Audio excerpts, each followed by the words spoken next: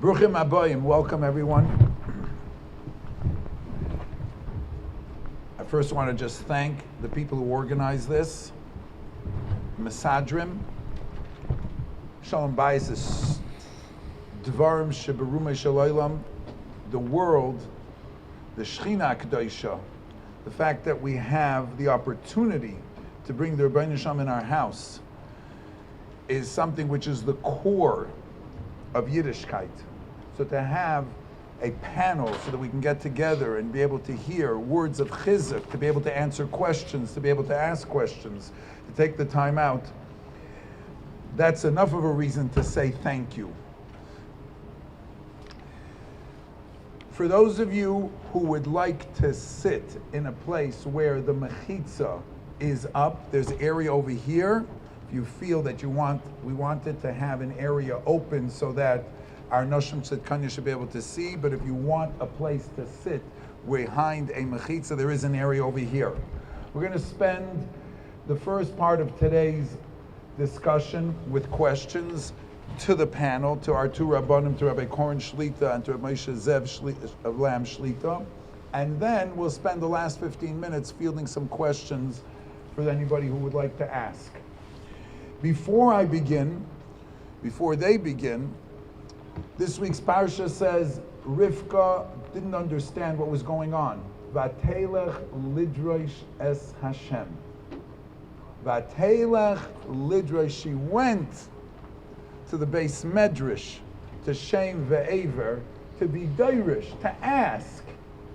It's the first time the Torah Kedosha says clearly, specifically, that somebody came, an Isha. Rabbi said that's what's happening right here. Vatelech lidrosh es Hashem. How appropriate in this week's parsha. The Olam, it's mamash bashert. Vatelech lidrosh es Hashem. The Olam is gekumen. Men, Ephraim, men, women, ba'u, they came lidrosh es Hashem. Amazing. So before we begin with the questions, I'd like to ask maybe if Rabbi Coren and Rabbi Shazet would maybe just like to give a little bit of an introduction or just a message about marriage and about Shalom Bayis, and then we'll get into the questions, and like I said, and then hopefully Be'ez Hashem will save some time, about 15 minutes for Q&A, for some questions and answers from the Olam. Okay, Rabbi Coren. I'm using that or I'm using this? Whatever the... Is this actually, it's fine. Rabbi Berger, first of all, Shkoyach Gadol. He mamish took the words out of my mouth. I don't think there's probably a better way to describe. I don't want you to fall off. That's for sure. Okay. And yes, we first of all want to thank all the me'arganim and me'asfim and everyone here. Baruch Hashem. We should have siyata dishmaya, that we should be able to say the word of Hashem. Hashem. So definitely, I think in today's world, I usually, when I have a chassan, and I try to meet the kala together, so I always tell them, I would say the 90%, maybe 99 percentile of success in a marriage is going to be if they have a rav, and I would definitely say, and a good therapist. So you're already starting with a good combination. And I say to the couple, don't wait till you need, or you think you need, a rav. I'm always amazed and inspired, and lately I have this much more often, that couples, whether it's from Monroe, or whether it's from, doesn't matter, New York, Queens, London, and they'll turn to me and say, we decided we want to have a rav.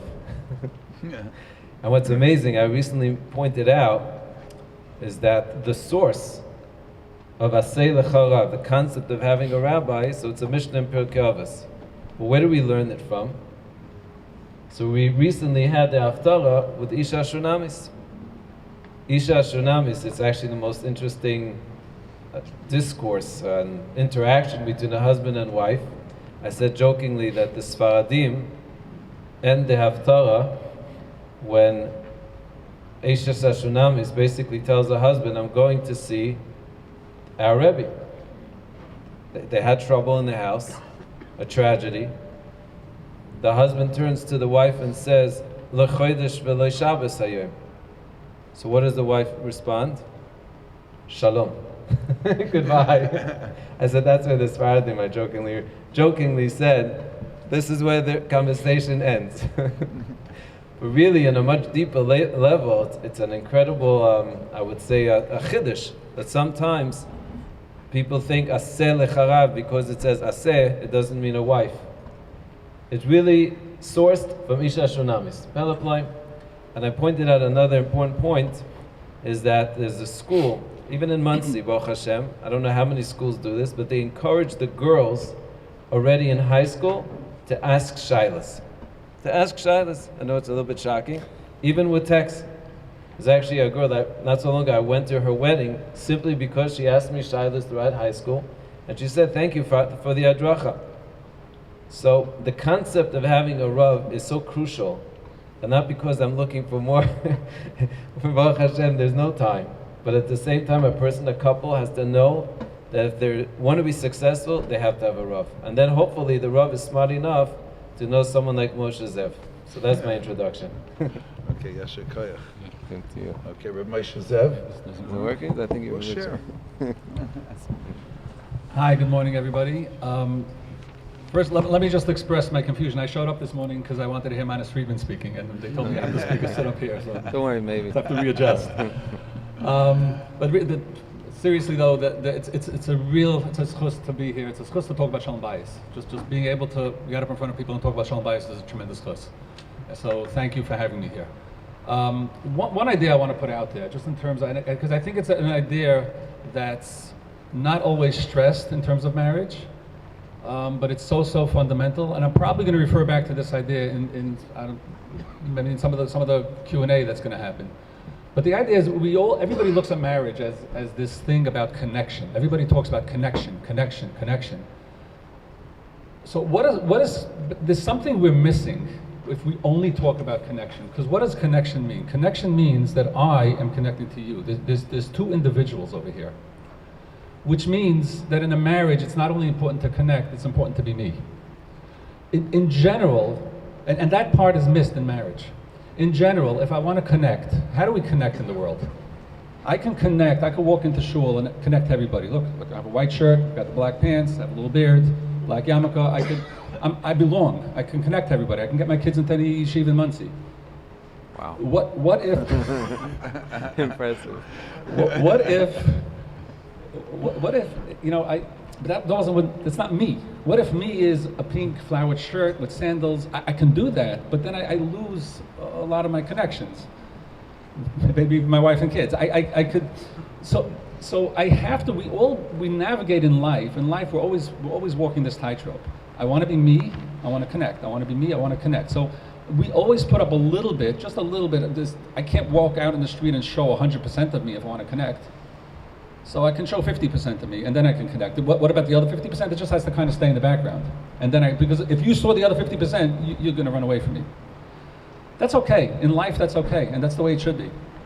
But in marriage, when we have a marriage like that, there's something missing in the marriage. If I feel I can only show up as 50% of me in the marriage, that's a good thing. So now 50% of you is relating to 50% of me. And then they show up in a therapist's office and say, I'm feeling lonely. Marriage is not just about connecting, because, it is all about connecting, but marriage is about allowing the safety for me to be me and for you to be you. Because if I can show up fully as me and you can show up fully as you, we can really connect. In order to do that, we need to create a safety for each other. I need to feel that I can show up and you'll be okay with who I am, and you have to feel that you can show up and I'll be okay with who you are. That's allowing each other's safety to show up in a marriage is so important. That's just an idea that I want to put out there that I think is missed sometimes in the discussion of marriage. So, Okay, Yasher Koyach. Okay, thanks to those two introductions. Now let's get down to the meat and potatoes. Okay, we'll start with an easy question. Okay. Is it healthy to live in the same community with your in-laws? No, actually, that's not so easy. So we're going to save that for later. Well, how about if we I like that one. Yeah. You want that one, Rabbi Coren? You want me to start with that? Okay, Rabbi Coren. Is it healthy to live in the same community with your in-laws? Now, this goes both ways, because the dream of every parent who has children would love their children to live close by. It creates such a family unity. Does it? Here you go, Rabbi. I think this works, right? There Okay, you this go. also works. Okay, you can take that out. No, actually, the reason why I jumped at this question, Rabbi, is as many of you know, my in-laws come to me from Eretz Yisrael half a year. So the truth is that, and this is it's public. So first of all, for me, it's an incredible pleasure. Incredible pleasure. It does remind me of the famous Uncle Miller's famous joke that when the mother-in-law showed up to the son-in-law's house, and the son-in-law was so excited to see his mother-in-law, and he asked her, "How long are you planning on staying?" And the mother-in-law said, "As long as you want me to stay." And the son-in-law said, "You're not even going to stay for some coffee?" So I once had the oimet, the courage to tell this to my mother-in-law, I think. And the reason why is because Baruch Hashem, I have such incredible in-laws. So when they come, it's an incredible pleasure. However, the question is a very important question because not everyone has it, so to speak, so easy. And so to live in the same community, would one do that lechatchila? I think it very much depends on the relationship. And I think going back a little bit to what Moshe said, a little bit of the introduction, I'm just going to maybe add a facet to that. And that is, I find in relationships, whether it's between the husband and wife, or whether it's between the husband and the in-laws, or the same thing as the daughter and her in-laws, is how real are we in our relationship? So maybe Moshe Zev, I'm just really taking a step from using what you said. In a relationship, if it's a healthy relationship, so a husband and wife know exactly where each one is standing. They know their triggers. They know each other, and they respect each other, and they give that space and safety. A relationship and people that have such we'll call it the ability and the place to be in such a place, it's much more shaykh to have any relationship. That's what I think, humbly, I think it exists. So even in having in-laws close by, it very much depends on the relationship. It depends on how a person knows about themselves, knows about their in-laws, and based on that, a person can make a healthy decision. Moshe Zev, do you want to field that question as well, or should we? I'm not going to field the question. I think Rabbi Coren fielded it very well. I just want to add one thing. I'm looking around the room and seeing that the question could be asked from two sides.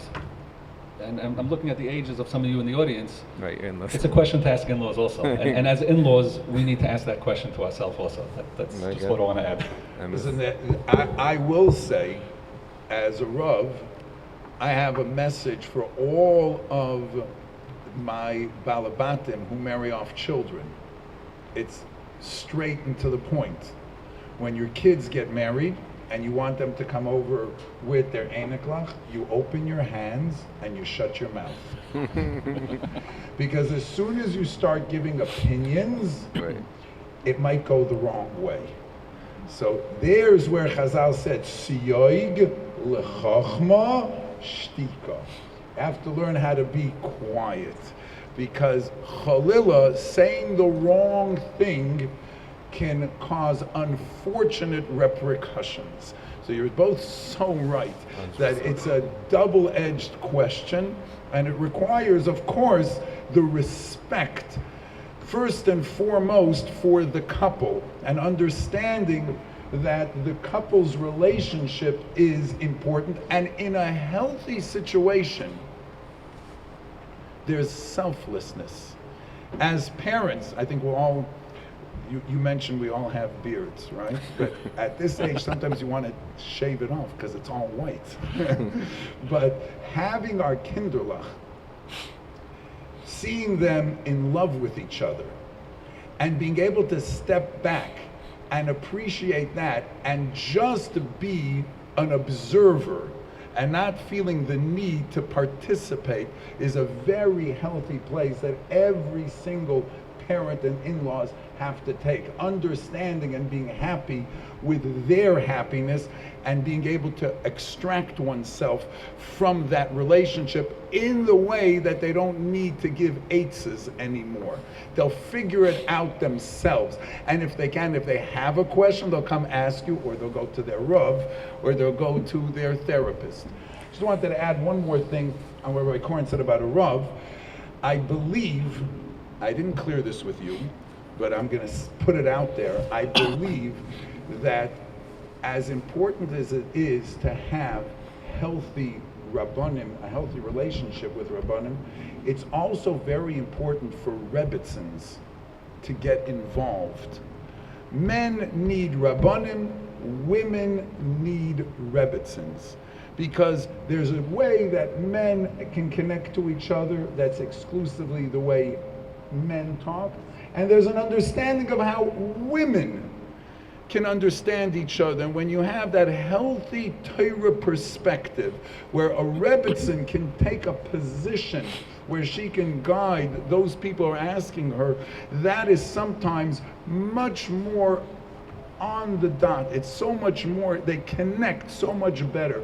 So yes, it's true that the family has to have a Rav, but in addition, very, very often, women need Rebbitzins to be able to help them in their issues.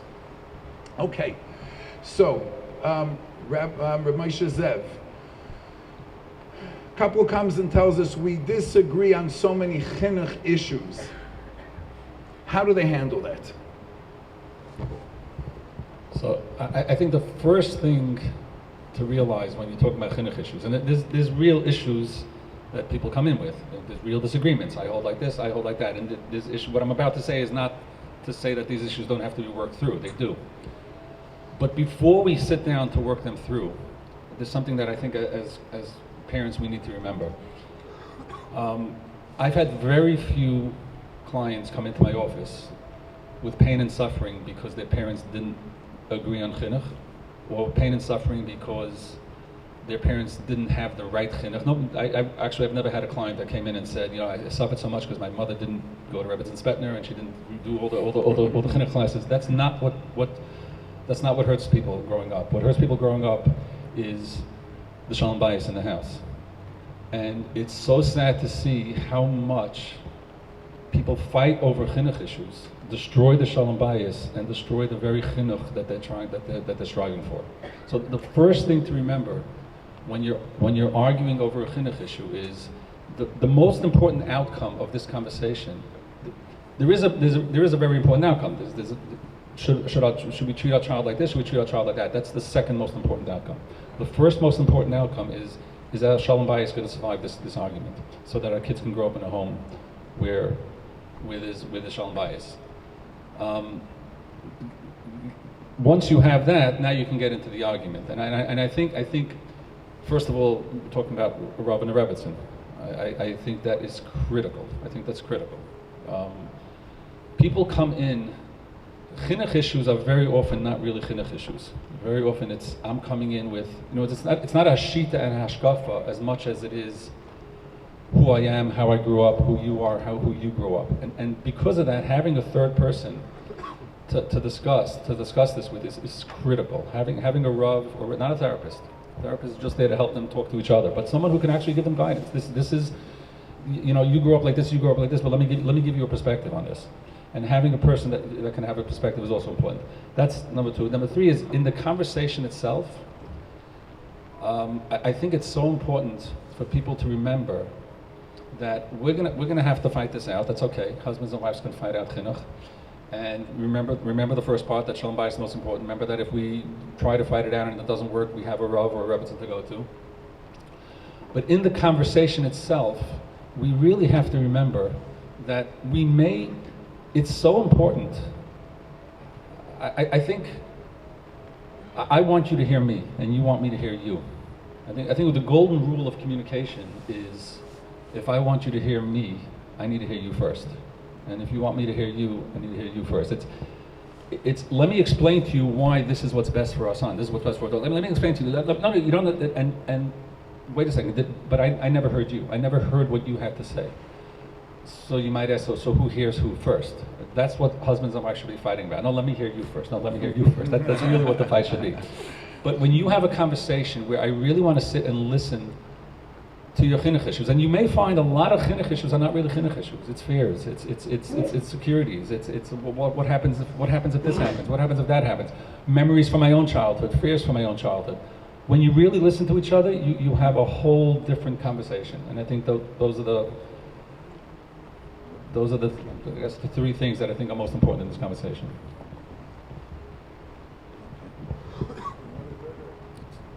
Speak more into the, okay.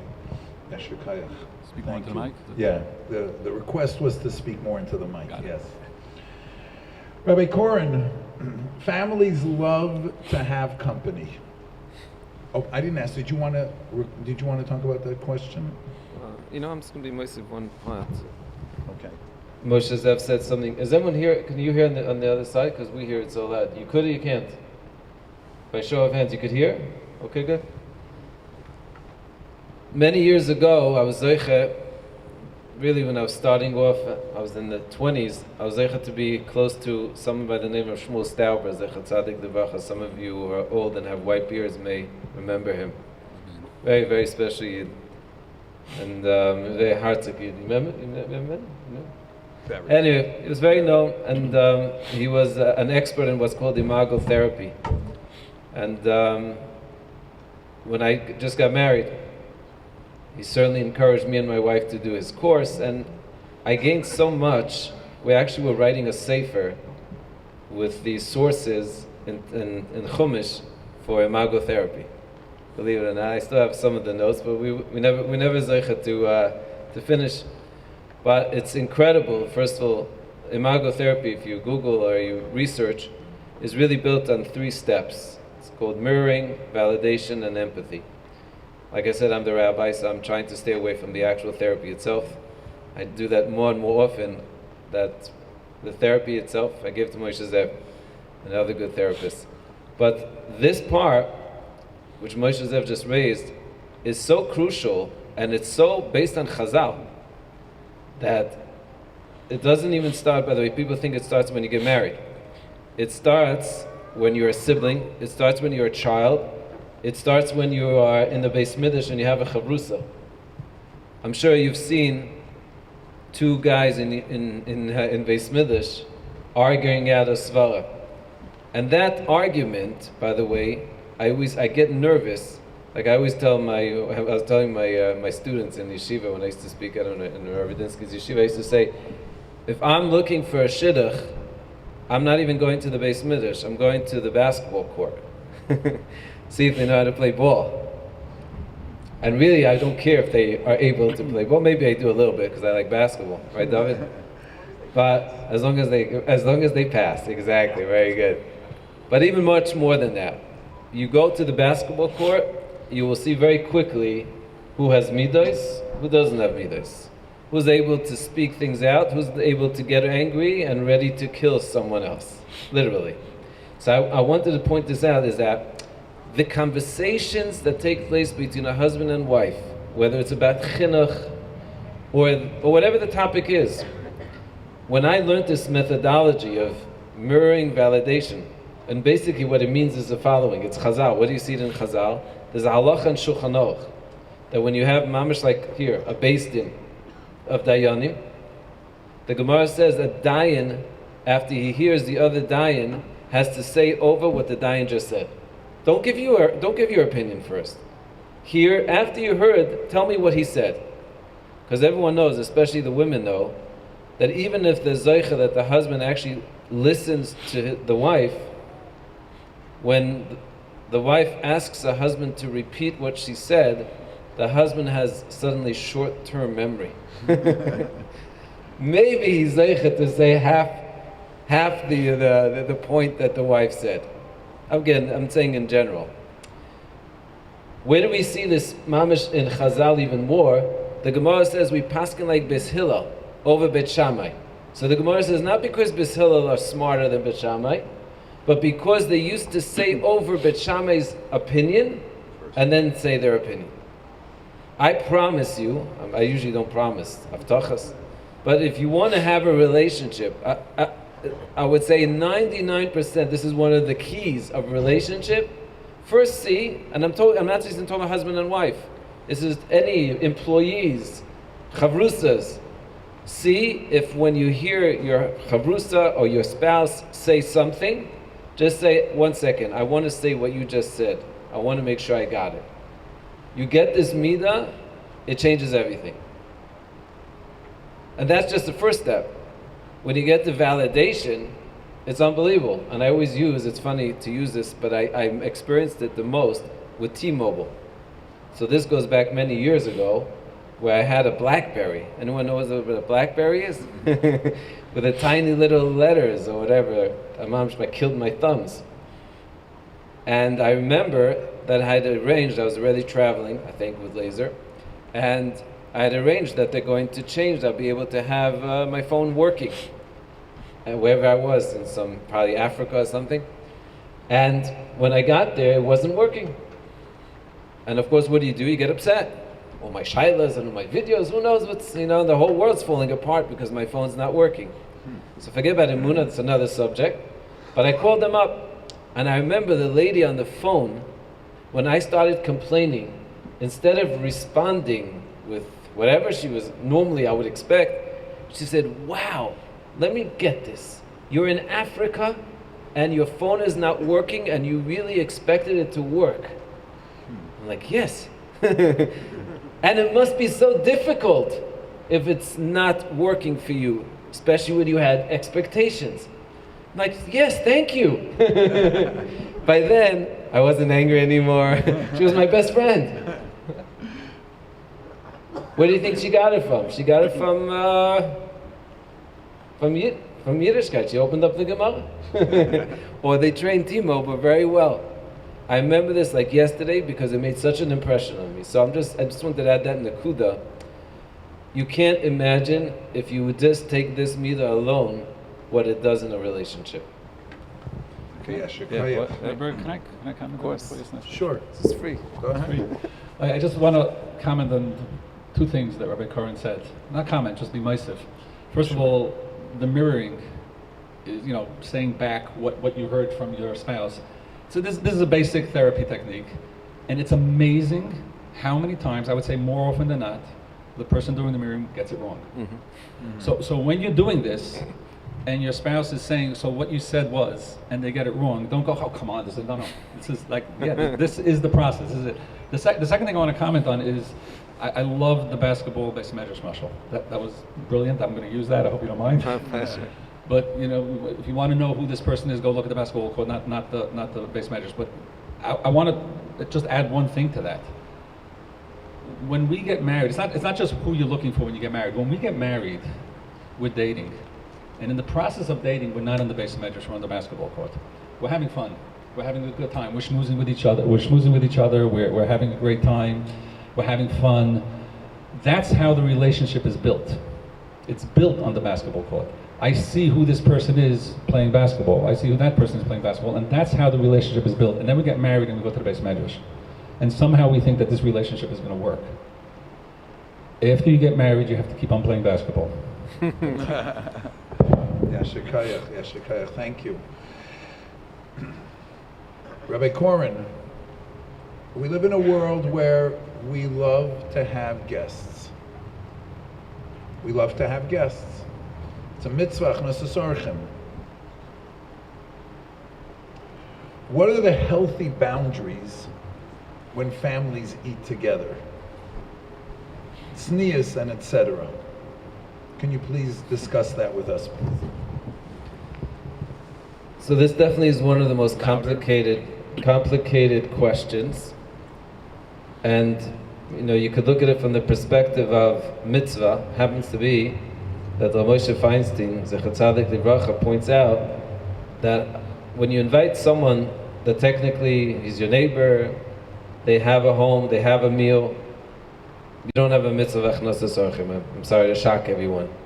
But Moshe, interestingly enough, says you mekayim mitzvah achnasas orchim when you're driving up West Maple and you see someone outside and it's raining, or even not raining, and he's not your type, but he's looking for a ride, Moshe Paskins and Choshen Mishpat, that's a mitzvah achnasas orchim.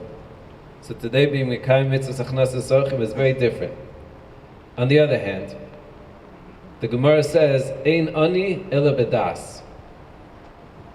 There is no greater poverty than the poverty of the mind. I say this many times because there's a zohar, quite a scary zohar. The zohar says that, and on Shabbos, the zohar points out that Shabbos and especially Yom Tov, not having aniyim by your meal is dangerous. It's not a good thing. You have to have aniyim by your meal. Now today, in the old days, everyone knows, you'd go to the shul and there'd be people sleeping in the shul and you would invite them because they really don't have a home and they don't have a place to eat. Now, we are in a very special shul. We have to thank Hashem, we have to thank Laser and Heather Scheiner. This is such a unique shul that in this shul you could find, and I have had such instances where Taka people, Meshulachim, come from Eretz Yisrael, and they're Taka sleeping in the chairs. So, but I would still say it's not so common. So I always felt like, how are we mekayim this zayah of making sure that you're having a niyam by your table? So there's two ways. One way is to make sure that you give tzedakah before Yom Tov and maybe before every Shabbos to Kupas Ezra and the local, and my kupa. The kupa tzedakah, it's mamish, I think that's a crucial action that a person should be used to. That's number one. But I feel also that there's a different type of poverty, a different type of aniyim that maybe Chazal are referring to, and that's aniyim bedas. So when you invite someone, whether you are from the perspective of a rabbi, or no, you're trying to give chizik, or you're really trying to be mischazik together. If the couple has that attitude from the beginning, it actually changes everything. So it's not just about, let's just get together and see how much we could drink, which I'm sure we'll get to that heated topic of drinking. But when a couple decides, and I would say that that's probably, they say in basketball, I guess basketball is, as you know, is my, as you see, is my favorite, but they say the best defense is a good offense. I think they use it interchangeably, but this is what I recall. If a couple already has a plan, what is our tachlis why are we inviting the neighbors? Why are we inviting this couple and not that couple? And there's already a machshava, a spiritual machshava. I think that alone already creates a healthy boundaries, a healthy, I would say, protection. And then you could get into the details, which I think every couple, and maybe sometimes you need to speak it out even with the Rav, of what's okay to say, what's not okay to say. I think that's already details. I think the first place is to really have clear what our goal is when we're inviting someone. I'm just going to add one thing.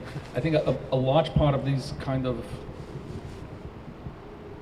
the discussions between the husband and wife about what's the appropriateness of this and what's the inappropriateness of this, very often is a cultural difference that shows up. And the couple is sitting there arguing over who's right and who's wrong. And they're both right in their culture. In my family, this was always done. In my family, this was always done. And it's just important to be aware of that. It's not a right-wrong conversation. It's what's best for us and how we're going to navigate this. And it's when couples are yelling at each other, you're right, no, you're wrong, no, you're wrong. That conversation's not going anywhere. You need to take a step back and say, so what do we want to do? And maybe a Rav is going to be part of that conversation. But it's a what do we want to do conversation as opposed to whose culture is correct. Okay, Shekayach. In the question about boundaries, so Rabbi Coren addressed the mindset. Is there anything to say about how people are sitting at the table, meaning men across from women, referring to someone's spouse by their first name. The Rav didn't talk about that. Is that because it's cultural, or are there clear lines that someone else's Rebbitzin shouldn't be called by her first name?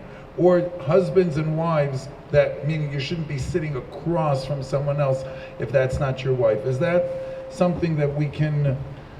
100%. I think the Rabbi, or Berger Shlita, definitely wants us to be tachlis. So we're going to speak very much tachlis. That's what we try to do, to be very honest.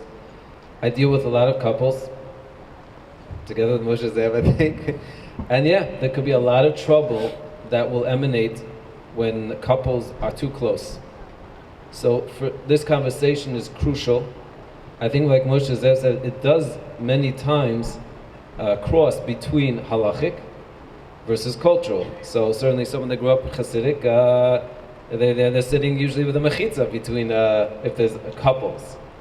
So there has to be, first of all, I think, really to assess with a Rav probably, what for this couple is going to be the healthiest medium. I think also it depends, of course, who you're dealing with. Is this a kiruv, like I said, besides the mindset, just the practical applications.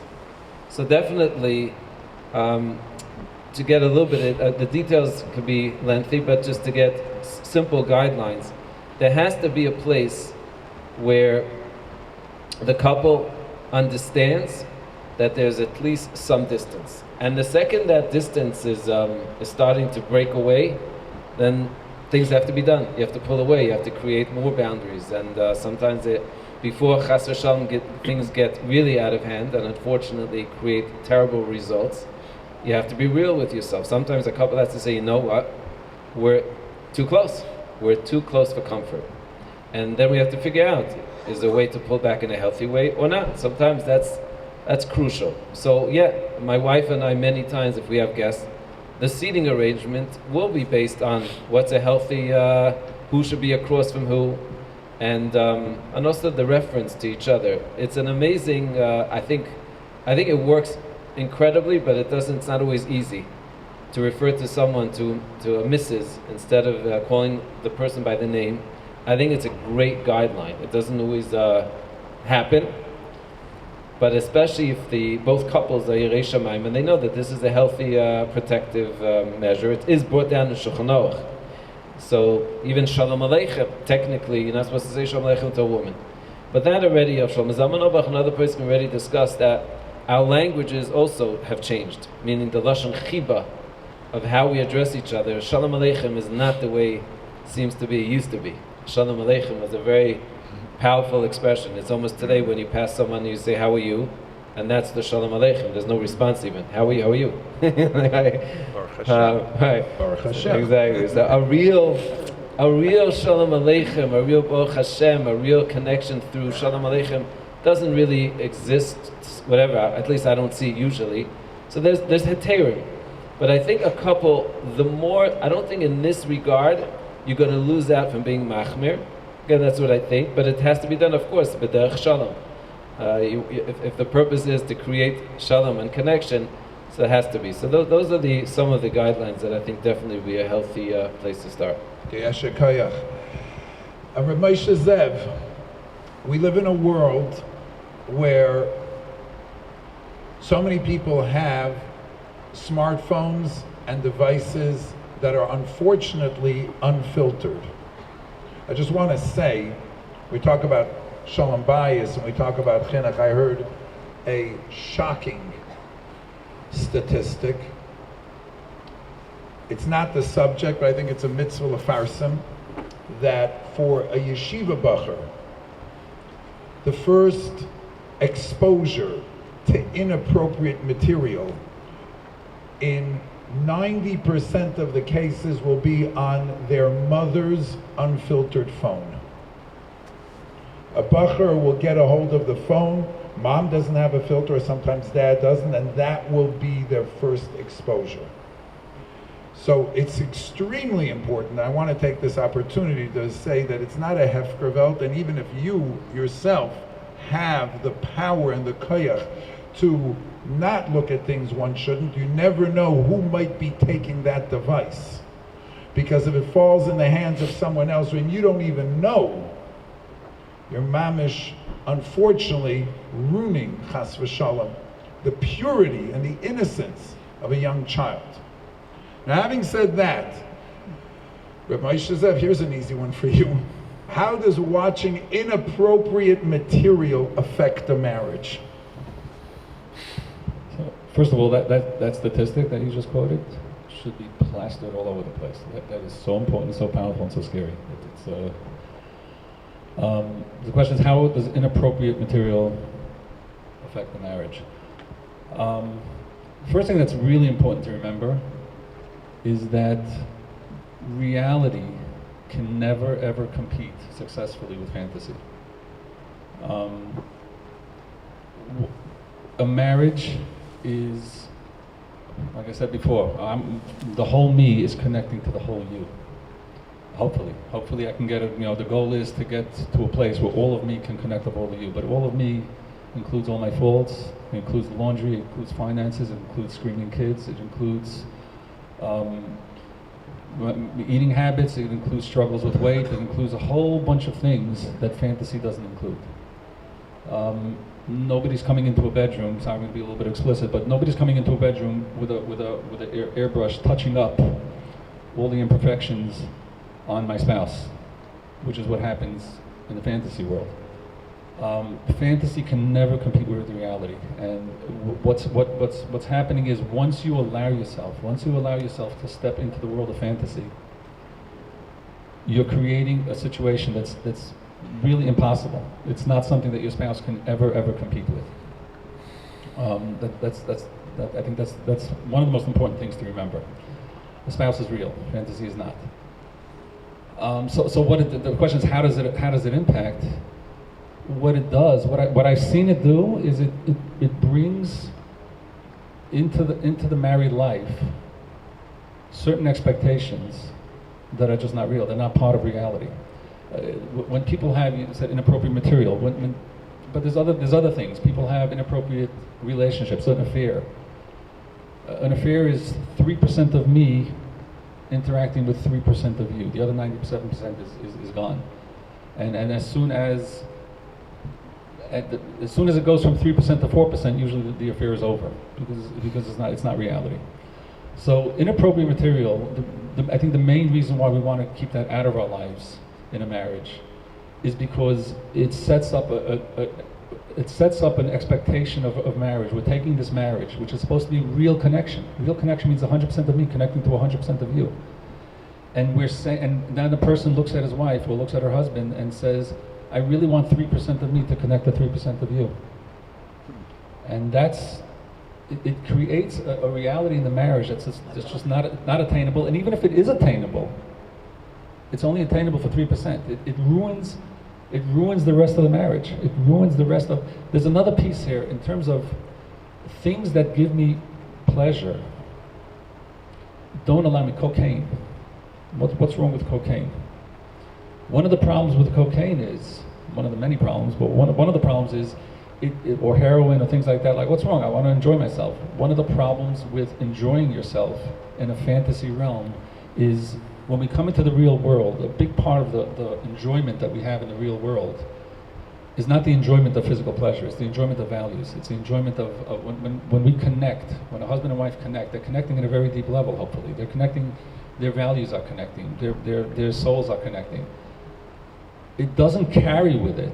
If that has to compete with physical pleasure, if I'm sitting there eating, if we serve dessert first, if I'm sitting there eating all kinds of desserts, all kinds of cakes, and then they come out with a piece of chicken, I'm not interested in the chicken.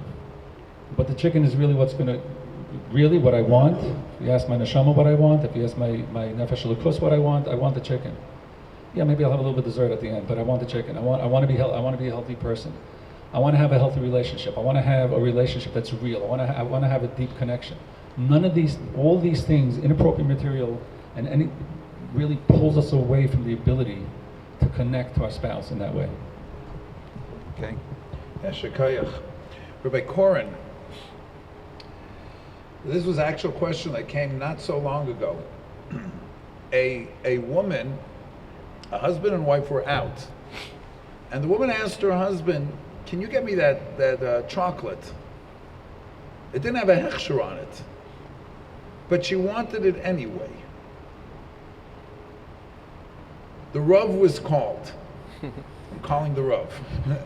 Should he buy that for her or not? What's going on in this question? This is for me? This is it? You can pass. I think this is a very, very important question. Of course, there's the halachic part, which I get quite often. Are you allowed to get something that's asur for someone else? That's already a very halachic question. There's two levels. There's what's called lifnei ivra. That means technically, if she could get, let's call it the chocolate, so then there's no lifnei ivra. So then really what's left is what's called midrabanan misayeh, which means midrabanan you have to try to stop someone from doing something that's not healthy, that's not right, that's asur. And since it's actually very appropriate, because this morning I was going to speak halachically, the famous shaila, if someone comes to your house and they're not religious, and you want to offer them a drink, but you know they're not going to make a bracha. So Scheiner seems to say, now that I give something to someone that's not going to make a bracha. Shlomo Zalman Auerbach, Zecher Tzadik Livracha, his famous response to this, in his tshuva, he writes that if the whole concept is lifnei ivra, is causing someone a stumbling block, well, if you can have an irreligious Jew come to your house, he's an electrician, and you're not going to offer him a cup of water, you're going to alienate him so much that there'll be a much bigger lifnei ivra. This is your side. So I think, certainly when it comes to couples or any relationship, but he was speaking specifically about a couple, if you're going to put your foot down, in a very stark way, and say asur, lifnei ivra, or lafusha min ha'isur, or whatever you're going to say, and it's going to alienate and really lead to not a good place where the couple is going to be, that's not the right methodology. The real methodology is to, first of all, like Moshe Zev said before, understand where my wife is holding, where I'm holding, and really try to help each other. I would even suggest, so halachically, it's not so difficult to say, look, probably this is something that you shouldn't eat, but if this is where you're holding right now, I'm with you. And then what I would suggest, and I tell this to all couples, I don't think there's anything more powerful in any relationship, especially a couple relationship, is knowledge. Even intimacy, I heard this from Shmuel Stauber.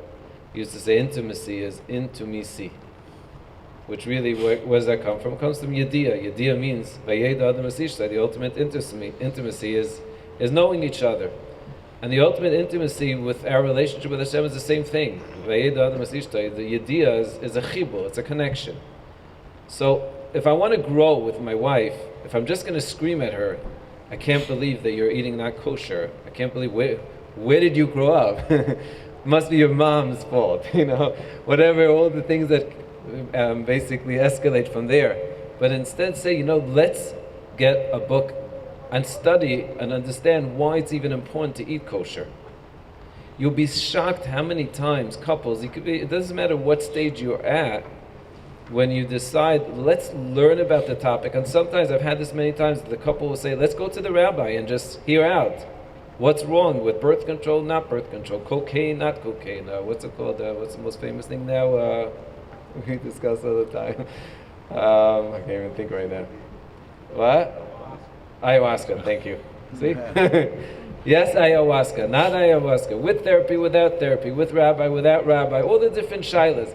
At the end of the day, if the couple's on the same team and saying, let's really investigate how Hashem would look at this, it changes everything. And there's much more potential. You'll definitely have much more chances of inspiring your wife to eat kosher than to just scream and say asur. So hopefully that gave a little bit of guidance. Yeah, Shekayach. Would you want to? Do you want to? Can I add something? Yeah. Go ahead. Well, first of all, I love that answer. I mean, it's a beautiful way of looking at it. I just want to add to that. So what does the conversation look like afterwards? And I think what you were touching on, Rabbi Coren, is what I mentioned earlier, the safety to be me. I mean, it's we could look at this, if my wife asked me to buy a tray for candy, I could look at this as, oh my God, I can't believe what happened. Or I could look at it as, she's showing up in a genuine way to me, and here's an opportunity to create safety for her to show up with me that way. And the question to be asked afterwards is not so much why are you doing that, but what's going on, and just approaching it from that place. Okay, yes, Shekayach. I agree with both of you. I will add, no buts, I will add that there's 3 points. The woman asked him to buy the candy, didn't mean that she was going to eat it.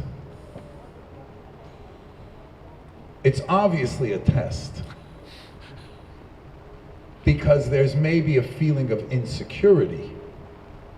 So I asked the husband, are you always on the same level of, has this difference always existed? The person said to me, actually when we got married, we weren't keeping Shabbos. So I said, oh, so you changed. So she might be feeling a little bit insecure and really not asking, can you buy me the candy? She's asking, do you still value me? Deep. What's behind the question? And very often in couples, what you hear the spouse saying, what you hear the other person saying is not really the question. There's really something a level or two way below that. And making sure that the foundation is strong, making sure, as Moshe said, as you said, to continue playing basketball, to continue that part of the relationship into the marriage. I want to share one thought, and then we're going to take some questions and answers. The closest person in our lives should be our spouse. There are relationships that we have, our children, our parents. Those are blood relationships. Of course, we're very close to them. There's a very fundamental difference between blood relatives and a spouse. A blood relative is something that is born to you. That's your father, that's your mother, this is your child, that's your brother. You didn't work on making that person your relative. Kachazeh. This is your brother, this is your sister, das ist dein Kind, this is who they are. Because the relation is predicated on the reality of this is who you are, it doesn't always need the same type of work. Because it wasn't created through engagement, through talking. A husband and a wife became related because they worked on becoming a unit. The mistake we sometimes make is think that that relationship turns into the same type of relationship as a blood relationship. It never turns into that relationship. It always has to stay an investment relationship. Marriage was created. I'll use the D word. You can't divorce your kids. You can't divorce your parents. You can't divorce your siblings. But you could divorce your spouse. Which that itself is such an important lesson, because it says that what keeps it going is the investment between the two of you. The marriage relationship never becomes a blood relationship that just happens to be. It's always an invested relationship. So no matter how long a couple is together, no matter how many years, if it's 2 years, 5 years, 10 years, 30 years, 40 years, no matter how long they're together, it's always going to be an investment of a relationship. The more the investment, the more meaningful it is. I want to take a couple of minutes now if there are... Yes. Can I just add to what you said? Sure, go ahead. I just want to add to what Rabbi Berger just said. That's the reason why marriages are the most volatile relationships also. You know, if I haven't spoken to my brother in 2 weeks, and now I meet him, or I call him, we pick up exactly where we left off 2 weeks ago. If I have a friend that I haven't seen in 6 months, we pick up exactly where I left off. If I haven't seen my wife in 3 hours, we're starting from scratch. It's almost, I mean, a marriage relationship sort of goes like this and like this, like this and like this, very, very quickly, because it's something that we're constantly working on.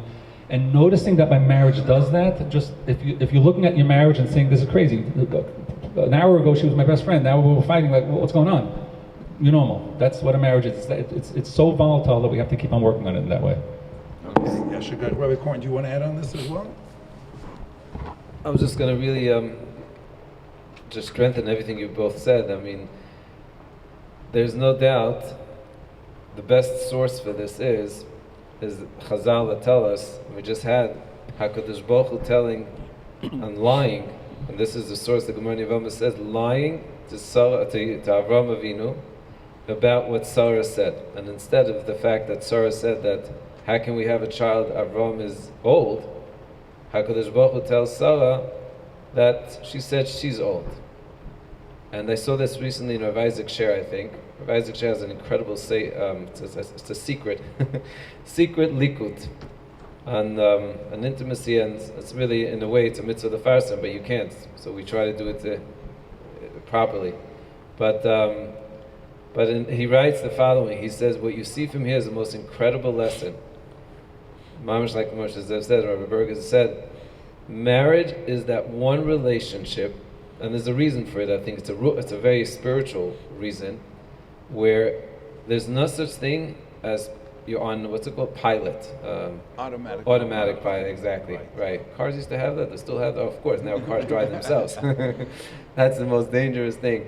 And I've always seen it personally myself. The second you feel you have that, everything is great, suddenly, Hashem said, what are you talking about? You need to work on yourself, and it happens through marriage. So here you have Avram Avinu and Sarah, 99 and 90 years old. You would think they've worked, they must have had the best therapy. They had the best, I don't know who the rabbi was, okay, Shema neighbor maybe.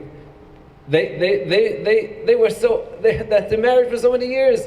And yet what? There's a possibility that Avram Avinu is going to get insulted.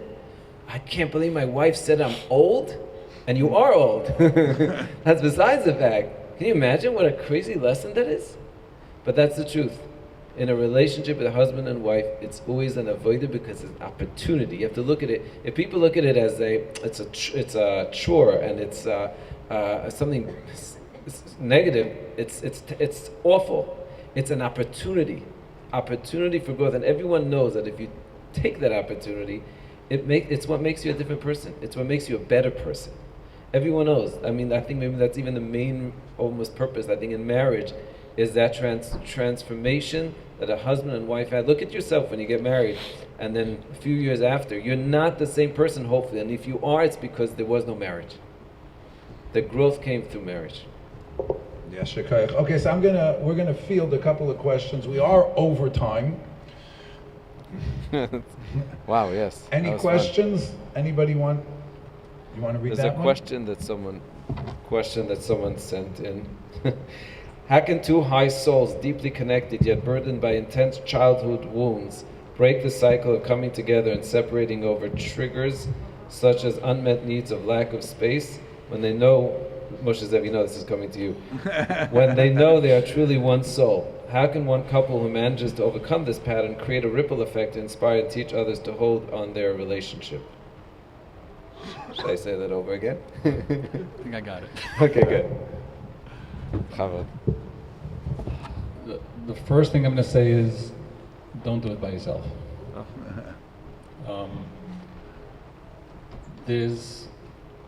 When two people who have been in so much pain and through so much trauma come together, something very real is happening. A soul is connecting to a soul, but there's something else happening. It's called trauma bonding, where my trauma bonds to your trauma. My need, my insecurities bond with your insecurities. And it's very hard to see the difference between the two. The answer to the question is being able to differentiate what's our trauma bonding, and it's similar to just walking through a forest and navigating the forest and finding, there's the light at the end of the tunnel. But you really need a lot of help to do that. But it's being able to make that separation. The trauma is not a problem so much as it's just getting in the way of being able to see how we really deeply connect, and just having that clarity is something you need help with. Okay. All right, another question I can Yasha Kayach. Shalom Bayis tips for 55 and over retired empty nesters to make Shalom Bayis exciting. You don't have to answer this, you're not 55 yet. Moshe said you probably don't have to either. I'm the only one above 55. Does anybody want to take this? Start with you. Okay. Put my foot in my mouth. I was just going to say, play basketball definitely will help. You know, this idea of 55 and older in general. Every person who starts a business and has a successful business, and every person with a successful business, I'll say it in Yiddish, mevil as the kinder soll kimmen in the Arbeit. They want their kids to come in because this is their future. But then, if their kids are successful and they do a good job taking over the business, then daddy has to learn how to let go. So what does he do? He goes to kollel. The idea is that at one point in our lives, we have to think about recreating ourselves. The people who we are till the age of 55 or 60, and the people who we are afterwards are going to be two different types of people. Be'ez Hashem, you get married, the Ben Shem helped, you have kinderlach, your role changes. At one point in time, you become a babi and you become a zaidi. And that role changes, and the chinuch and the role that you have, it's a different role. So the idea, first of all, in understanding that what you were and what we are when we're younger, and what we're going to be, Be'ezus Hashem, as you get to that 55 and older, is two different people. What worked then and what's going to work moving forward is zwei andere Sachen. Having said that, Shalom Bayis for 55 and over.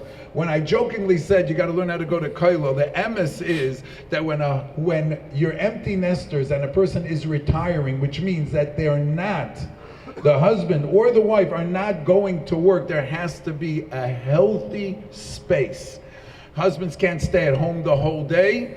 You have to get out of the house and talk. Hopefully, if you're not yet 55 and you haven't yet developed a love for learning, you better do it now, because it's going to be hard to start afterwards. The point is that, good, Moshe, you're doing a good job. Point is that when at that age, each one has to be respectful of the space that the other person needs. Have to be respectful of that, to make sure that each person is not, because if you're going to be, you would spend so much time being separate. He was out to work all the time, and now he's around. So there has to be a certain level of respect and separation, allowing each person to still do their own thing, and then yet, mitzad sheni, we can now enjoy the nachas that we have. Enjoy our kinderlach, enjoy our einiklach. My uncle, Scheiner Levracha, my wife's uncle, Rabbi Yezer Wolfson, who just passed away about 35 days ago. He was a very, very unique man. Him and Zolzilang Leben, his wife, Mrs. Wolfson, they invested in their children and in their einiklach. They would have, let's say, einiklach boys outings, einiklach girls outings. They would take the time to invest, because as a zaidi or as a babi, you can give that unconditional love. You don't have to parent them.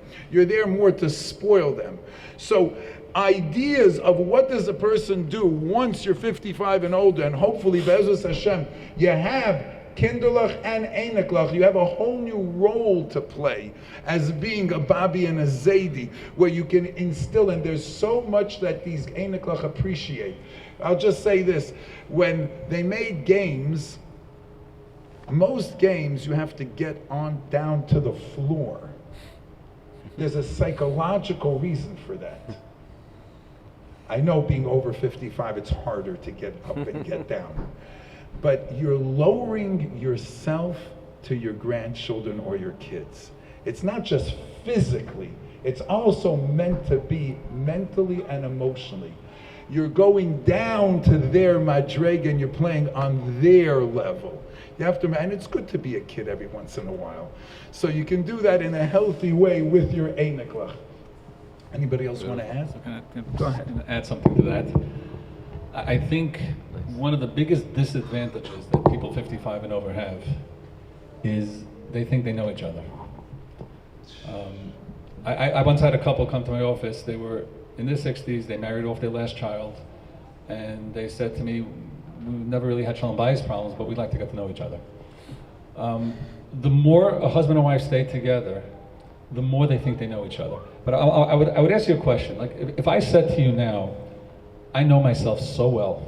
I know myself so well, there's no need for me to go to therapy. There's no need for me to, I don't do any introspection at this point, because I just know myself.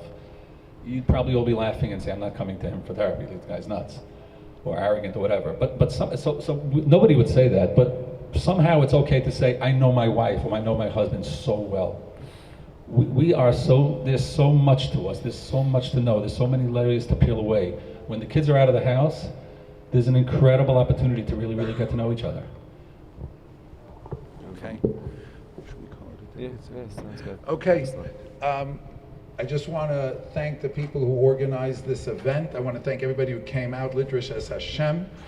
And for hopefully, I certainly gained a tremendous amount just being amongst the two of you. At Baruch Hashem, so much knowledge and so much experience. I hope everybody else did. And the Rabbi Shalom Zolin's helping. You know, they say in America, two is company, three is a crowd. Two is company, three is not in Yiddishkeit. Because, just hold this for a second, Rabbi. The third person, couples connect to the Rabbeinu Shalom. So you connect not this way, we connect this way. When the Rabbeinu Shalom's with us, we use the opportunities, as Baruch Hashem we've heard today, being able to develop sensitivity, to hear what your spouse is talking about, to listen to them, to validate them, to mirror them. All of these bring out midas tovos. And as, I don't know where Chaim is, one of the Chaims who walked in, he says, Rebbe, what do you have to have this long speech for? It's one thing, it's midas tovos. Marriage forces, a good marriage will bring out the best of each other. And that's what the Rebbeinu Shalom wants. Ultimately, we're going to go to Olam Haba. Ultimately, we're going to go to a place where the Rebbeinu Shalom is there to have a relationship with us. He only has relationships with good people. Marriages, in order for them to be successful, force us to become good people. The Rebbeinu Shalom is helping Be'ez Hashem. We should be matzliach in our personal lives, with our families, with our kinderlach, and bring nachas ruach and bring the Scheiner to this world. Amen. Yasher Kayach.